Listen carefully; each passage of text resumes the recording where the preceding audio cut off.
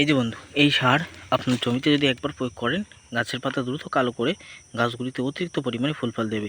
তার সঙ্গে সঙ্গে ব্যবহার করবেন এই মাইক্রোনিউট্রিয়েন্ট এবং আরও উপাদান রয়েছে, সেটা তোমাদের দেখাবো। চলো আজকে ভিডিও শুরু। বর্তমান সময়ে আমরা পটল বা অন্যান্য সবজি চাষ করে আমাদের গাছের পাতাগুলি হলুদ হয়ে নষ্ট হচ্ছে। এই জন্য ফার্স্টেই আমরা পোকার পরিচর্যা করার পরেও আমাদের গাছগুলির পাতা যদি অতিরিক্ত হলুদ হয়ে থাকে, গাছে যথেষ্ট পরিমাণে ফুল ফল না থাকে, তার জন্য রাসায়নিক সার অবশ্যই প্রয়োগ করতে হবে। বন্ধুরা, আমি আমার জমিতে আজকে রাসায়নিক সার এবং তার সাথে সাথে আরও কয়েকটা মাইক্রোনিউট্রিয়েন্ট সারের সাথে মিশ্রিত করে ব্যবহার করব। এবং যে রাসায়নিক সার ব্যবহার করব সেটা ইউনিক, অনেকেই জমিতে কিন্তু ব্যবহার করে না। অনেকেই 14-35, 10-26 সুফলা অন্যান্য সারের দিকে ঝোঁকে, কিন্তু এই সার আপনি ভারত বাংলাদেশের সব জায়গায় অ্যাভেলেবেল পেয়ে যাবেন, কিন্তু ব্যবহার করেন না। এই সারের ভিতরে এমন কয়েকটা উপাদান রয়েছে, এই সারের ভিতরে বন্ধু সালফার এবং অন্যান্য উপাদান রয়েছে, যা গাছের পাতা দ্রুত কালো করতে এবং গাছকে অতিরিক্ত পরিমাণে ফল ফুল দিতে সাহায্য করবে। সেটা নিয়ে আজকের ভিডিওতে আমরা আলোচনা করব। দেখতে পাচ্ছ আমার বস্তা ওই জায়গায় রয়েছে, ওই দেখো আমার বস্তা ওখানে আমি রেখে দিয়েছি। যাই হোক, কিছুক্ষণ বাদে আমরা কিন্তু সারটা ছড়াবো। তো চলো আমরা কি কি সার দিচ্ছি জমিতে আর আমাদের পটল গাছের কন্ডিশন কেমন আছে সেটা তোমাদের দেখাবো। বর্তমান সময়ে আপনার পটল বা অন্যান্য সবজি গাছের পাতা যদি অতিরিক্ত হলুদ হয়ে থাকে, গাছগুলি যদি কালো না হয়, তাহলে অবশ্যই আমার মতো এই সারগুলি আপনি ব্যবহার করবেন। এই সারের ব্যবহার এবং বিশেষত্ব কী কী আছে, চলো আজকের ভিডিওতে আমরা এক এক করে জেনে আসি। বন্ধু, আমার কাছে যে সারটা বর্তমানে অ্যাভেলেবেল রয়েছে, এই সারটাকে অনেকে কিন্তু নুন সার নামে পরিচিত, নুন সার বলে থাকে, অর্থাৎ লবণের মতো কিন্তু হয়ে থাকে। অ্যাকচুয়ালি এটা লবণ না। অনেকেই কিন্তু বলবেন দাদা এটা লবণ, কিন্তু এটা লবণ না, এটা হলো একটা রাসায়নিক সার। এর নাম তোমরা জানো, অনেকেই জানো, অ্যামোনিয়াম সালফেট। হ্যাঁ, অ্যামোনিয়াম সালফেট এর কী কী উপাদান রয়েছে? এর ভিতরে রয়েছে 20% নাইট্রোজেন এবং 23% সালফার। দেখা যাচ্ছে আপনি আপনার গাছের গোড়ায়, যে কোনো সবজির গাছের গোড়ায় রাসায়নিক সার দিচ্ছেন, ইউরিয়া দিচ্ছেন, বা আপনি 10-26 অন্যান্য খাদ্যগুলি দিচ্ছেন, সব কিন্তু এনপিকে, অর্থাৎ ইউরিয়া, ফসফেট এবং পটাশ দিয়ে তৈরি করা। ফলে সেই সার যখন গাছের গোড়ায় দিচ্ছেন, ইউরিয়া কিন্তু গাছ, এই যে একটা গাছ গোড়ায় যখন আপনি দিচ্ছেন, গাছ কিন্তু সরাসরি খেতে পারে না। কি করে? সেটা কিন্তু ধীরে ধীরে ধীরে ধীরে সালফারে পরিণত করে এবং পরবর্তীতে ধীরে ধীরে ধীরে ধীরে কাজে লাগায়। কিন্তু সেই ইউরিয়া দিলে কী হয়, মাটিতে অতিরিক্ত যদি আপনি ইউরিয়া ব্যবহার করতে থাকেন, তাহলে কিন্তু নোনার সৃষ্টি হবে, বা একঘেয়েমি প্রকৃতি 10-26, 14-35 সুফলার মতো রাসায়নিক সার বারে বারে প্রয়োগ করতে থাকেন, তাহলে মাটিতে নোনা লাগবে এবং ধীরে ধীরে কিন্তু আপনার সেই জমির প্রত্যেকটা গাছ কিন্তু ধীরে ধীরে, আপনি গাছের গোড়ায় ইউরিয়া দেবেন, ধীরে ধীরে দেখবেন গাছগুলি অল্প দিনে ফল ফুল দিয়ে বুড়ো হয়ে যাচ্ছে বা হলুদ হয়ে যাচ্ছে, পাতা হলুদ হয়ে নষ্ট হচ্ছে। তখনই কিন্তু আমাদের এই অ্যামোনিয়া ব্যবহার করতে হবে, কারণ অ্যামোনিয়ার ভিতরে নাইট্রোজেন রয়েছে।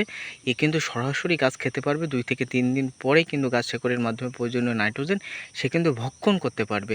আর ইউরিয়া 10-26 সুফলে এটা আপনি প্রয়োগ করবেন, তারপরে মাটি উর্বর হবে, তারপরে গাছ খাবে। এতে কিন্তু কার্যকরী ক্ষমতা কিন্তু অনেক দেরি হয়, কিন্তু এর 2 থেকে 3 দিনের ভিতরেই কিন্তু খাওয়া শুরু করে এবং 3 থেকে 4 দিনের ভিতরে আপনি কিন্তু গাছের পরিবর্তন নিজেই লক্ষ্য করতে পারবেন।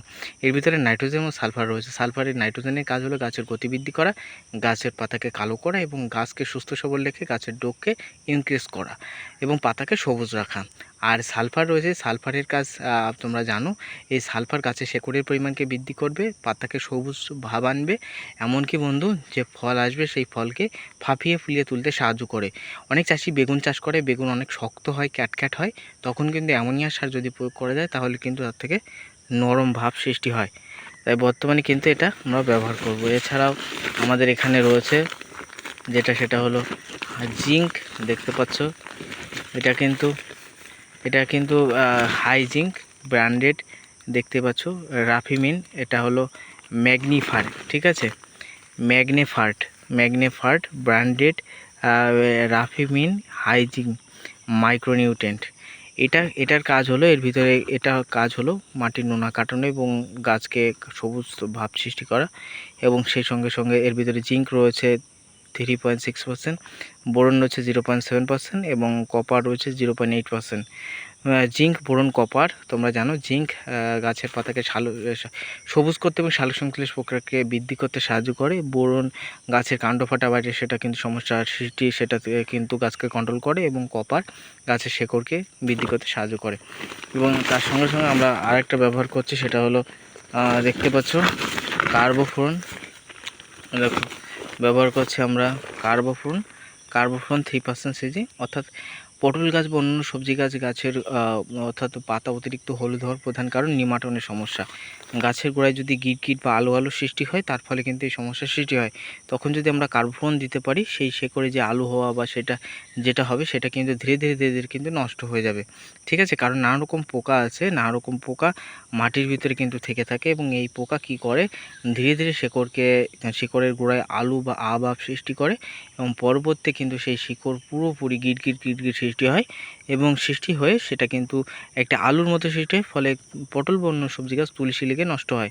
তাহলে সেখানে যদি আমরা কার্বোফ্রন নিয়মিত ব্যবহার করতে পারি, সেই মাটির ভিতরে থাকা নানা রকম পোকা যা শেকড়কে নষ্ট করে, সেই শেকড়কে কিন্তু নষ্ট করতে পারবে না, এবং যেটা আগে যেটুকু গাছ কিন্তু মানে গিট বা আলু সৃষ্টি করেছে, সেটাও ধীরে ধীরে কিন্তু কন্ট্রোল হয়ে যাবে।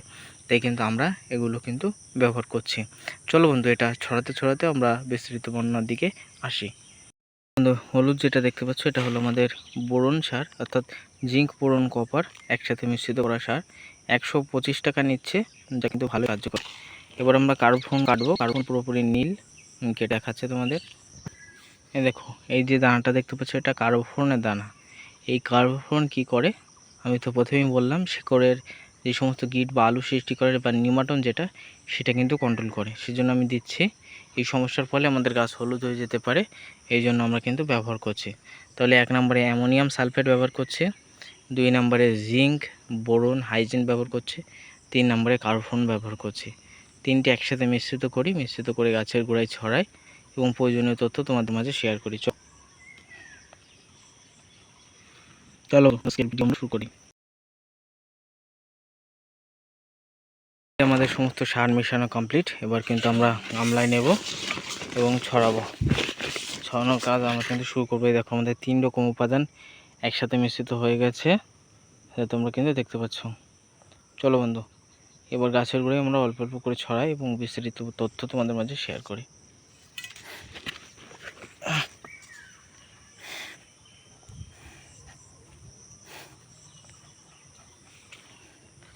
যেহেতু অ্যামোনিয়াম সালফেট তোমরা জানো, এর পরিমাণ কিন্তু কম পরিমাণে গাছের গোড়ায় ছড়াতে হবে, এতটুকু পরিমাণে। বেশি দিলে কিন্তু গোড়ার শেকড় পচে যাওয়া বটে, সেটার সম্ভাবনা থাকবে। তাই অনেকটা দুধ দিয়ে অল্প অল্প পরিমাণে কিন্তু গাছের গোড়ায় আমরা ছড়াবো, বুঝতে পেরেছ? সেই সঙ্গে সঙ্গে আমরা তো হাইজিন বা সেটা এর সাথে মিশ্রিত করেছি, বুঝতেই তোমরা পাচ্ছ। গোড়া থেকে অনেকটা দুধ দিয়ে কিন্তু দেব। এই যেমন গাছের গোড়া। আর এই অ্যামোনিয়াম সালফেটের কাজ হলো গাছের গোড়ায় থাকা নানা রকম যদি ঘাস থাকে বা গাছের পাতা বেটে সেটা যদি পড়ে থাকে, সেটাকেও কি করবে, পচিয়ে দেবে। ঠিক আছে, বুঝতে পেরেছ? এটাকে কিন্তু পচিয়ে দেবে। আর অ্যামোনিয়াম সালফেট মাটিতে দিলেই গলে, সহজে কিন্তু গলে না। আপনি ফসফেট বা অন্যান্য সারের সাথে মিশ্রিত করে ব্যবহার করবেন, সেটাতেও কাজ করবে, বুঝতে পেরেছেন? মানে গাছ আমাদের হলুদ রয়েছে, এটা কালো করতেই হবে। ঠিক আছে, সেজন্য আমরা দিচ্ছি। তুমিও কিন্তু ব্যবহার করবে। বাংলাদেশেও বর্তমানে অ্যাভেলেবেল অ্যামোনিয়া, আমরা কিন্তু ব্যবহার করব। আমি যে কথা বলছিলাম, অ্যামোনিয়ার ভিতরে 20% নাইট্রোজেন রয়েছে, যা গাছকে পাতা সবুজ করতে এবং কালো করতে সাহায্য করবে। এবং এর ভিতরে সালফার রয়েছে, যা গাছের সালোকসংশ্লেষ প্রক্রিয়াকে বাড়াবে, এবং সালফার যে ফলটা রয়েছে সেটা নরম করতে সাহায্য করবে, গাছের শেকড়ের পরিমাণকেও কিন্তু বৃদ্ধি করতে সাহায্য করবে। আর তোমরা জানো, এর ভিতরে আমি কার্বোফ্রন দিয়েছি। এটার কারণ, অনেক পটল গাছের গোড়ায় এমন আলু সৃষ্টি হয়েছে বা গিট সৃষ্টি হয়েছে, সেই আলু বা গিট যাতে না থাকে, তার জন্য আমি কার্বোফ্রন গাছের গোড়ায় দিয়ে দিচ্ছি, বুঝতে পেরেছ? মানে সেটা যতটুকু পরিমাণে গিট বা আলু সৃষ্টি হয়েছে, তার থেকে যেন আর বেশি না হয়, আর যেন না বাড়ে, এবং নিমাটন যেন সমস্যা গাছের গোড়ায় না সৃষ্টি হয়, বুঝতেই তোমরা পাচ্ছ। আর আমরা যে হাইজিনটা যেটা ব্যবহার করছি, তার ভিতরে জিঙ্ক বোরন কপার 125 টাকা দাম। জিঙ্ক তোমরা জানো, গাছকে কালো করতে, গাছের পাতা সবুজ করতে, মাটির নোনা কাটাতে, গাছের সালোকসংশ্লেষ প্রক্রিয়াটাকে অব্যাহত রাখতে সাহায্য করে। তাই আমরা কিন্তু এটাও কিন্তু ব্যবহার করছি। ঠিক আছে দর্শক বন্ধু, তাই তোমরা তোমার জমিতে ব্যবহার করো এবং রেজাল্টটা দেখো। আজকের ভিডিও বন্ধু শেষ করছি, ভালো থেকো প্রত্যেকে।